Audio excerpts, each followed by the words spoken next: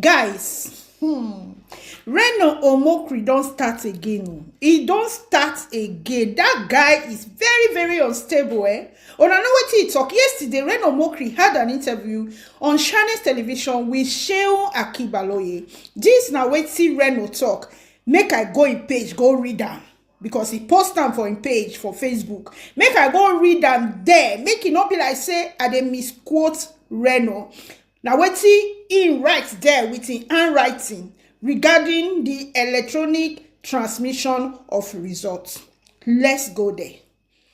Reno wrote on his page, he said, if Peter Obi's bank can't guarantee real-time money transfer, how does he expect INEC to give real-time transmission of election results for 1 million registered voters? Now they see the question.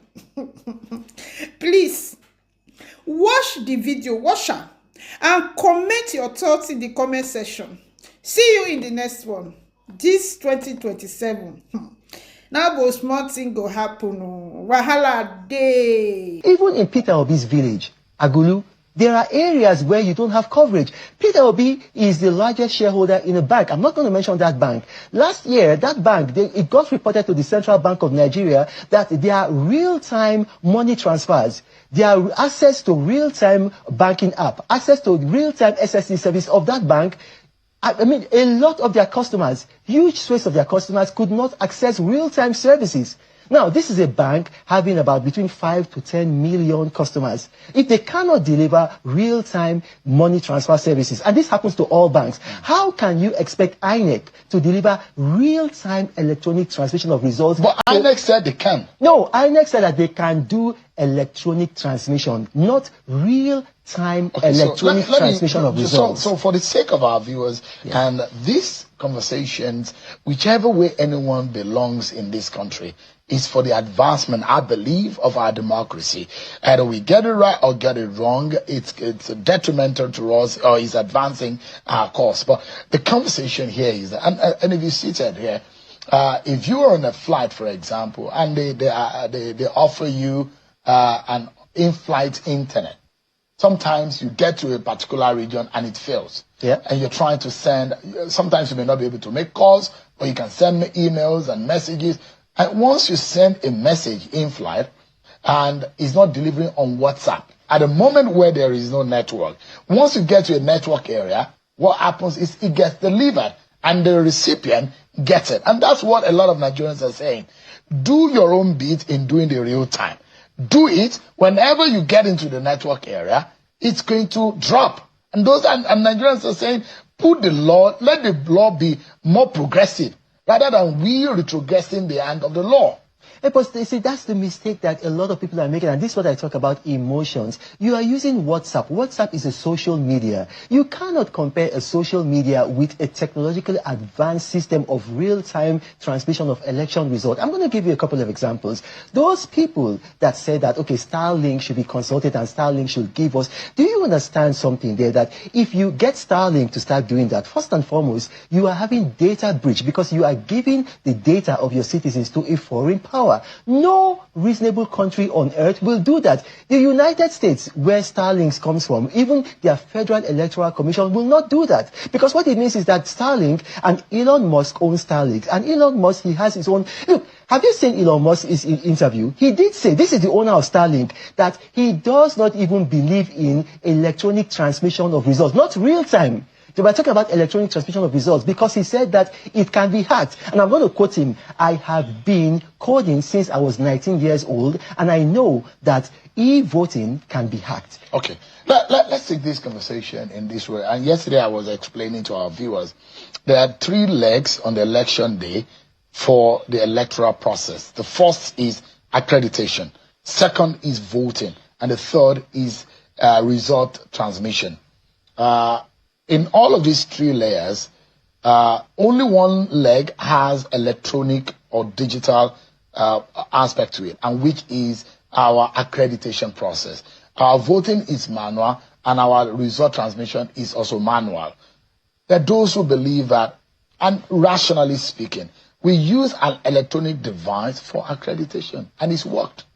There was a time in this country that the law says if the card reader machine, which was what we were using before the beavers, if it fails, you can use the incident form. And we saw how rigging was perpetrated because of the incident form. That was scrapped after some Supreme Court judgment had established that the discretion given to officials of INEC could advance rigging process.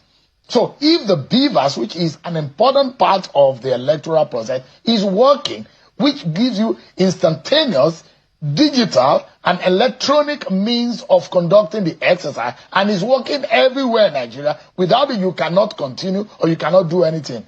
Why can't it work for result transmission? Because and I'm talking to you as an election expert. Okay, because with the beavers, you already have data that is in your data bank. So all you're doing is you're capturing the data and you're comparing it to what you have. You're not creating something new and sending it. Now, you've got to realize something, Shehu. Look, if real-time transmission of election results was a good idea and was practicable, why isn't it being done in the United States? Why isn't it being done in the United Kingdom? So you've got to ask yourself these questions. Let's not be We're not talking about e-voting. Yes. Which is different. No, I didn't say e-voting. Because those who talk about hacking of election result are missing it. Our law, the Constitution, see back physical, manual collation of results, which is the substantive, which is the primary way of getting results announced.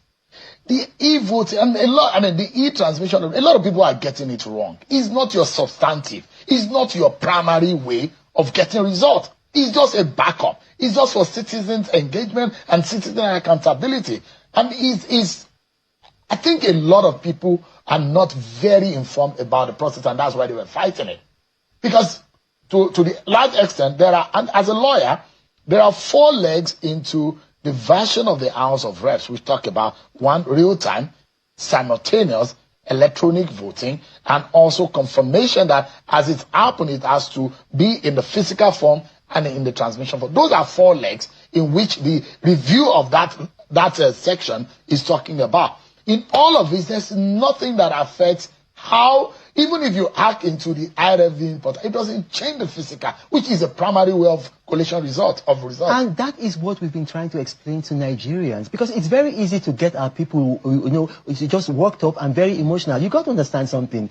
The reason why someone like Peter Obi is doing this is because they don't have a real party structure. And what do I mean? If you have a polling unit, you're meant to have your party agent in every polling unit. Once you have your party agent in every polling unit, it is impossible to rig. Because what happens there, that form EC8A, what happens there is this. The presiding officer signs and all the party agents sign. And so if you declare something at INEC's office that differs from that, then you can go to court, and that's what happened in court. You tender it. Now, what happens is that in the 2023 election, Labour Party did not have party agents in all the polling units. So because they didn't have party agents in all the polling units, in the polling units where they lost and they didn't have party agents, they used their imagination and said, oh, we must have been cheated. So the issue with them is this. ADC, Labour Party, it doesn't matter. Get your party agents in each of the polling units. In Nigeria, we cannot do real-time transmission of election results. A lot of people will disagree with you on that. Okay. But do you know the suspicion? Yeah, the what's suspicion is that the ruling APC wants to rig election. And the agitation and the opposition and civil society. But then listen to this. But do you No, let me respond to that. No, hang on. Let me respond to that. That doesn't make sense, because if let's say it's even possible and there's 100% coverage in Nigeria and you have real-time transmission of election results, are you aware that it is the printed EC8A form with the result and everything that is actually the primary documentary evidence? So if that form differs with what has been transmitted, it is that form that is actually taken in court. You understand what I just said? I've broken it down. So you have this paper form that the presiding officer signs and then all the party agents sign. That is the real result. If that result is different, if it differs from what has been transmitted electronically, what has been transmitted electronically is null and void to the extent of its inconsistency with that document. So how can people rig? Do you send money to, do you have anybody in the village, in the remote area where you send money to? Well, I'll put it this way. Oh, do you? I don't know. I'm going to answer your question. Allow me answer your question. No, but yeah, go ahead. Yes, you ask because I see that you want to digress from that. No, I'm not going to digress. I'm going to answer the question. Okay.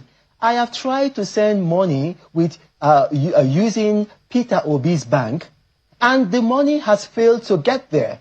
And that money has failed to get reversed. And then the person who did that transaction is here. I can ask him to come here. He made a complaint. And we are still waiting for that money to come back. This bank prides itself, I'm not going to mention the bank, prides itself as having the best internet facility in Africa. And yet they're having this issue. Now, this bank is not going to be with everybody, but a significant portion, and it's not just this bank, a lot of banks. So yes, banks do have the capacity for real-time money transfer, but it is not 100% safe. Why are you so fixated about Peter Obi? No, it looks like Peter Obi makes you uncomfortable. How can Peter Obi? Are you worried about the possibility of Victor Obi coming back to the verve of political prominence? A man who was caught on camera saying that that he's declaring a religious war on Muslims. Anybody that believes that such a man can win an election in Nigeria is obviously delusional. Are you